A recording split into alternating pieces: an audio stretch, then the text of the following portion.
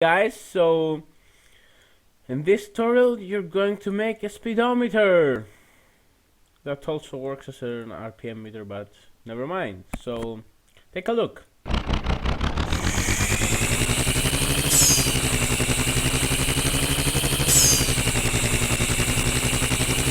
And to prove to you that it won't break even on extreme cases, I'll just do my hyperdrive thing. Engaging hyperdrive in 3, 2, 1.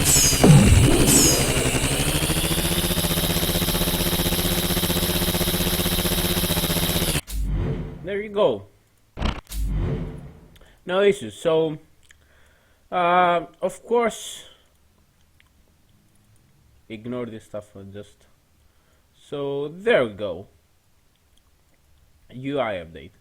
So on begin play, I add the widget to viewport and grab a reference, of course, and then I set RPMs, rotations, speed, and yeah, more rotations. So two sample pictures, this one and this one. I bet I've got them right there. So that's the one, that's the second one. The frame is 300 by 150 and the needle is 300 by 170. So yeah, these two, and then there's the widget. So you've got the frame each time, some text, it's basic stuff, and the needles. So they're about the same place as you can see, so you just need to align them. And I've done several modifications into both of them. The first thing would be to go and transform, and there's a pivot parameter. You want this to be the center of your circle.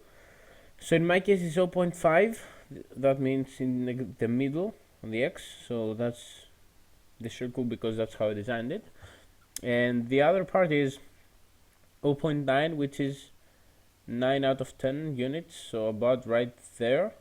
And the same thing with this needle right here. So what I'm essentially doing is I'm telling with the parameters I set, aside from the hard-coded RPM and speed,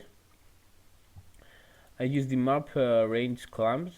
So I want a rotation which is 0 degrees right there and 100 degrees on the other end. So the out range would be 0 to 180, and the in range depends on the speed. So if I want my max speed to be 7,000 units per second, I'd set the in range be to 7,000.